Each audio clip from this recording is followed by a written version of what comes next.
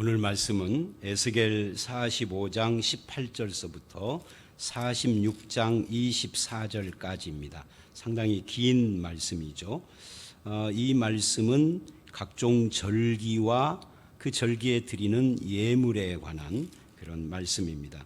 45장 18절서부터 25절까지는 유월절과 일곱째 달 15째 날에 대한 이야기입니다. 거기 18절에 첫째 달 초하루라는 말이 있는데 이게 유월절이죠. 또 25절 첫째 달 열나흘 유월절입니다. 그러니까 이제 또 23절 또 명절 7일 동안에는 하면서 계속 명절에 대한 이야기를 하고 있는 그런 내용인데요. 이스라엘 백성은 새해 첫날, 이 이스라엘의 새해는 일곱째 달이에요. 그래서 새해 첫날 성소를 정결하게 하고, 이렇게 죄를 속하고, 첫째 달 유월절과 일곱째 달 초막절, 이제 46장으로 가면은 초하루 이야기도 나오는데요. 46장 3절 이 땅 백성도 안식일과 초하루에 이렇게 이야기를 하고 있죠. 또 12절 같은 데도 이제 이어지는 그런 말씀입니다. 근데 이런 말씀들을 보면 이 새해 첫날에 성소를 정결하게 하고 모르고 범한 죄를 속죄하고 첫째 달 유월절과 일곱째 달 초막절에 모든 죄를 속하는 제사를 드립니다. 그리고 이제 이런 제사들 말고도 매달 매주 매일 그렇게 제사를 드리는데 이 제사를 왜 이렇게 많이 드리느냐 하면은 하나님 앞에서 정결을 계속해서 강조하는 거예요. 정결해야 한다. 하나님 앞에 거룩해야 된다 하는 것을 보여주는 그런 내용이죠. 그래서 이 정결이 어느 정도냐면 20절을 보면 모든 과실범과 모르고 범한 자를 위하여 역시 그렇게 하여 성전을 속죄할지라. 그러니까 알고 지은 죄는 회개하지만 모르고 지은 죄는 회개를 못하잖아요. 그래서 모든 과실범과 모르고 범한 죄까지도 정결케 하는 것은 이게 형식적인 것이 아니라 실제로 그들의 삶이 항상 거룩지향적인 정결을 바라보고 지향하는 그런 삶을 살아야 한다 하는 것을 말하고 있는 겁니다. 그러니까 이것은 오늘 우리들도 마찬가지예요. 거룩지향적인 삶을 산다. 어떤 사람들은 이 거룩을 무슨 넥타이 매고 까만 양복 입고 하는 목사처럼 옷차림을 이야기하는 것처럼 생각을 하거나 말투를 점잖게 하는 것처럼 생각을 해서 아이고 나는 거룩 싫어 이렇게 말하는 분도 있어요. 근데 그거는 거룩에 대한 오해예요. 거룩이라는 것은 그런 외모나 옷차림이나 말투나 행동 거지를 이렇게 하는 마음대로 못하는 이런 걸 말하는 게 아닙니다. 하나님께 구별되는 것을 말하는 겁니다.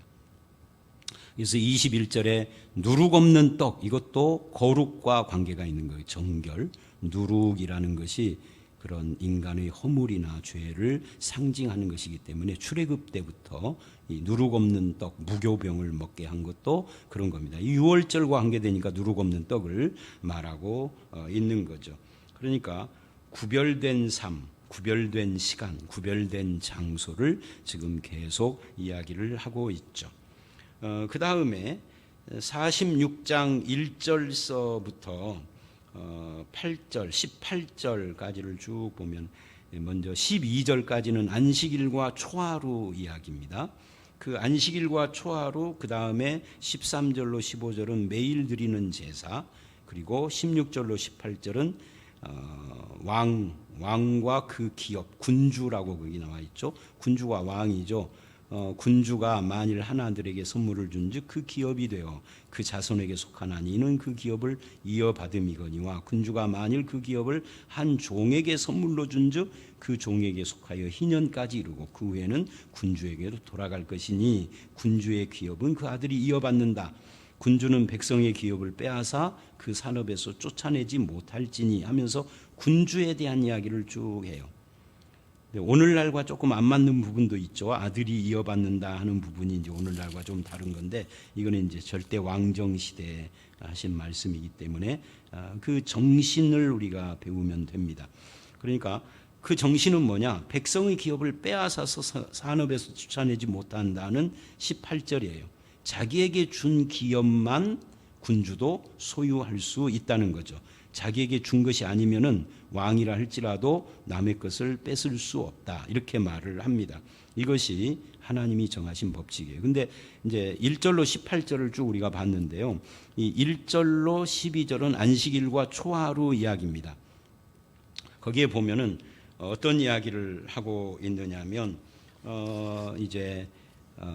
그 엿새 동안 1절을 보니까 일하는 엿새 동안에는 문을 닫는데 안식일에는 열며 초하루에도 열고, 뭘 여느냐 하면 안뜰 동쪽 문을, 동쪽을 향한 문이에요.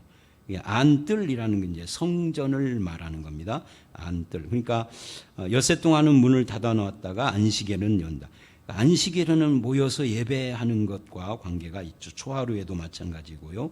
그 다음에 군주 이야기를 합니다. 군주는 바깥문 현관을 통하여 들어와서 문벽 곁에 서고 제사장은 그를 위하여 번제와 감사제를 드릴 것이요, 군주는 문 통로에서 예배한 후 밖으로 나가고. 자, 이게 잘 보시면은요, 아무리 왕이라 할지라도 하나님 앞에 와서는 겸손해야 한 겁니다. 바깥문 현관을 통해서 들어와야 하고 문 통로에서 예배한 후에 밖으로 나가야 합니다. 그 문은 저녁까지 닫지 말며, 그건 이제 보충적인 것이고요. 그러니까 이 에스겔 45, 46장은 어제도 봤습니다만은 이 군주, 왕에 대한 이야기를 참 많이 해요. 왕은 겸손해야 하는 거죠. 어디서? 하나님 앞에서. 왕은 또 어떻게 해야 되죠? 16절로 18절, 백성의 것을 뺏지 않아야 합니다. 아직 3절 이하를 아직 구체적으로 안 봤지만 이 둘만 해도 엄청난 이야기예요. 이 절대 왕정 시대인 고대에 왕에게 이걸 요구했다는 것 자체가 시행 여부를 떠나서 이게 대단한 거예요. 이런 말 자체를 꺼내면 그냥 삼족을 멸하는 것이 중국 고대 황제들이나 우리나라 왕들의 습성이었는데, 근데 성경은 벌써 지금부터 2400년 500년 전에 이거를 말하고 있습니다.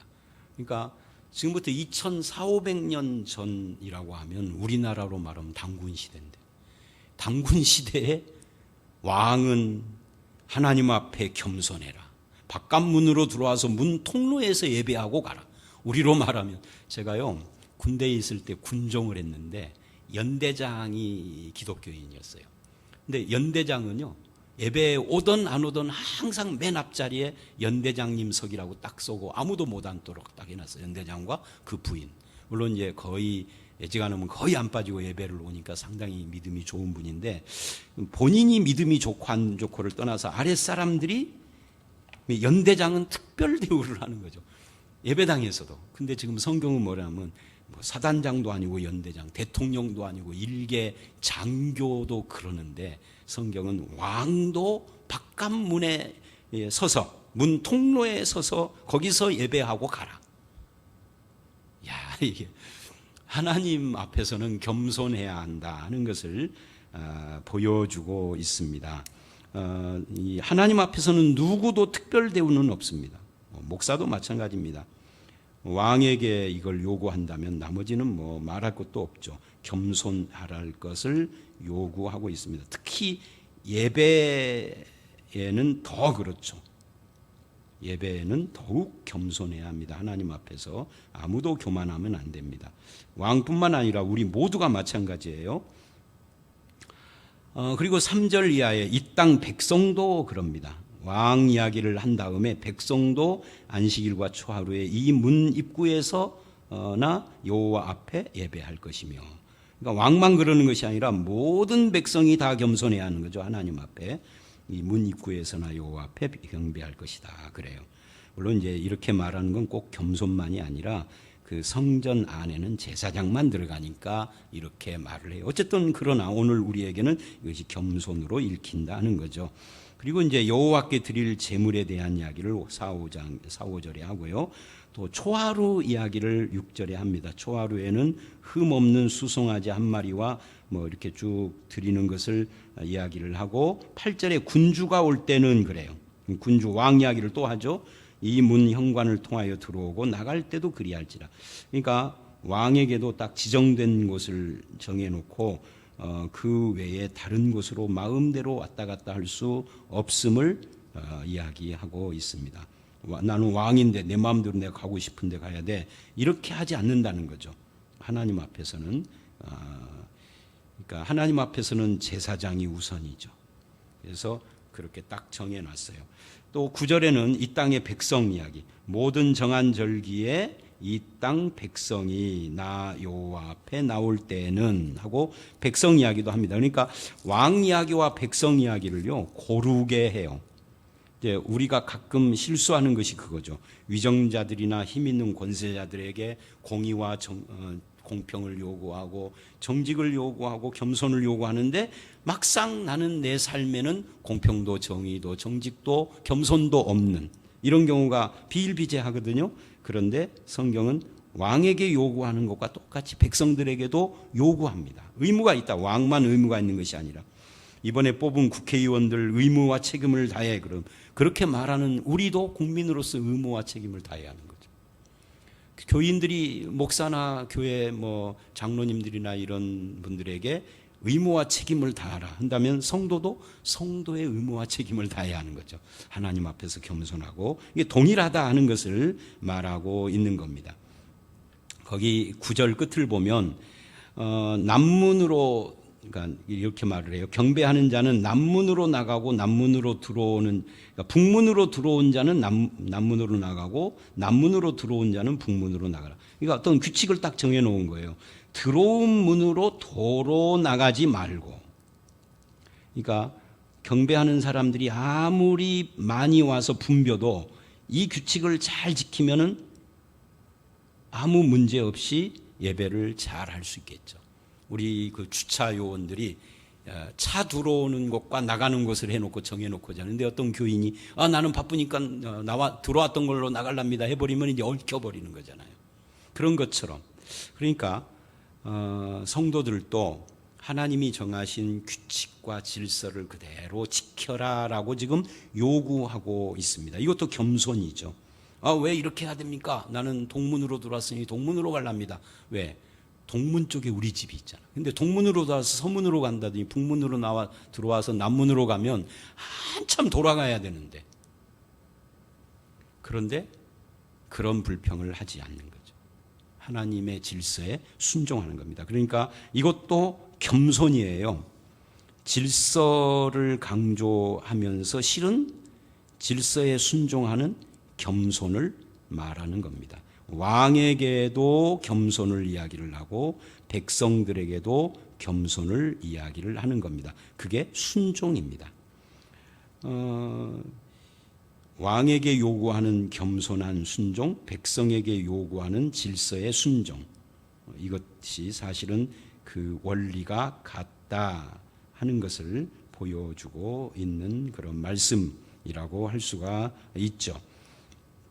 또 이제 10절 이하는 군주 이야기를 해요. 비슷한 이야기니까 그렇게 쭉 하고요. 13절로 15절은 매일 드리는 제사입니다. 아침마다 1년 되고 흠없는 어린 양 한 마리를 번제를 갖추어 나 여호와께 드리고 또 아침마다 그것과 함께 드릴 소제를 갖추되 곧 이렇게 쭉 10분의 1 어쩌고 하는 것을 드릴 소제를 말을 하고 이와 같이 아침마다 여러분이 13절로 15절을 보면 계속해서 뭐를 강조해요? 아침마다 그럽니다. 매일 언제 하느냐? 아침마다. 마치 오늘 우리들이 큐티 하는 거하고 비슷하죠. 물론 큐티는 사정에 따라서 아침이 아니라 저녁에 할 수도 있어요. 그걸 꼭 아침에 안 하면 큐티가 아니다 이런 건 아닌데 어쨌든 간에 정해진 그 시간에 하나님 앞에 제사를 드리는 소제를 드리는 아침 소제. 이제 이 구약 성경 다른 곳 출애굽기나 레위기나 이런 데 보면은 아침 저녁 상번제 이런 것도 있고요. 이렇게 매일 드리는 것들이 있습니다. 그래서 아침마다 하나님을 기억하여 하나님 앞에 소제나 번제를 드리는 이것은 백성들이 매일의 삶을 시작할 때 하나님과 함께해야 한다, 하나님과 동행해야 한다 하는 것을 보여주고 있는 그런 말씀이라고 할 수가 있죠. 그리고 이제 16절로 18절은 아까 처음에 말했던 것처럼 군주에 대한 이야기. 군주는 자기 기업을 아들에게 선물로 줄 수는 있지만 백성의 기업을 뺏을 수는 없다 하는 것을 딱 못 받고 있는 그런 내용입니다. 그리고 이제 19절서부터 24절까지는 성전 부엌에 대한 이야기예요. 부엌에 대한 이야기까지 다 이야기를 하시는가 싶은데 하여튼 성경에서는 하나님이 성전 부엌까지도 간섭을 해서요. 하나님이 시시콜콜 성격이 좀 그렇게 잔소리쟁이여서 그러시는 것은 아닙니다. 그것이 아니라 하나님은 이런 우리의 세밀한 것까지도 다 관심을 갖고 인도하시기를 원한다 하는 것으로 우리가 이 말씀을 이해하면 될 것 같습니다. 자, 오늘 말씀 여기까지인데 오늘 말씀을 다시 이야기를 해보면 어떤 이야기를 하고 있느냐면 이스라엘 백성은 새해 첫날이나 일곱째 날 유월절과 초막절에 항상 거룩지향적인 삶, 내 삶이 거룩과 정결지향의 삶을 살고 있는가, 누룩 없는 떡을 먹을 때에도 나는 하나님 앞에 거룩한가, 이걸 점검하게 하시는 그런 내용이 45장 18절로 25절에 나와 있는 말씀이었고요. 46장으로 들어오면 왕에게 겸손과 순종을 요구하는 것처럼 백성에게도 질서에 순종하는 겸손을 요구했어요. 그리고 매일매일 아침마다 하나님과 동행하는 삶이 얼마나 중요한가 하는 그것을 강조했습니다. 오늘 우리들의 사정처럼 코로나19로 예배당에 나오지 못하고 심지어 새벽 기도까지도 중단되어서 영상으로 하고 하는데 이런 때 더욱 하나님과 매일 동행하며 말씀을 대하고 기도하는 것이 얼마나 소중한가를 우리는 깨닫게 되죠. 성전 부엌까지도 하나님이 관심을 가질 정도로 하나님 우리의 일상의 삶에 관심을 갖고 있다 하는 것을 우리는 쭉 살펴봤습니다. 우리 함께 기도하겠습니다. 하나님, 우리의 삶이 항상 성취지향적이고 성공지향적인 삶을 살아가는데 하나님께서는 성공과 성취지향이 아니라 거룩지향적이고 정결지향적인 삶을 살기를 원하시는 것을 봤습니다. 성도로서 내 삶을 점검하게 하시고 세상에서 성공했으나 거룩을 잃어버리고 내가 목표로 하는 것을 성취했지만 하나님 앞에 부정한 자가 된다면 아무 의미가 없음을 깨닫고 거룩과 정결을 점검하는 성도가 되게 해 주시옵소서.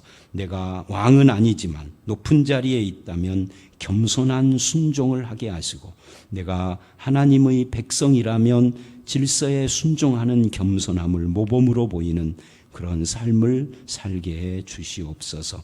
주님과 매일 동행하는 아침 소재와 번제처럼 하나님과 동행함이 기쁨이 되게 하시고 어려운 때일수록 말씀과 기도를 놓지 않는 그런 성도로 살게 하여 주시옵소서. 그래서 우리의 세밀한 것까지 다 관심 갖는 주님과 동행함으로 승리하는 모든 성도들로 삼아 주시기를 간절히 바라올 때 예수님 이름으로 기도드려 싸움나이다. 아멘.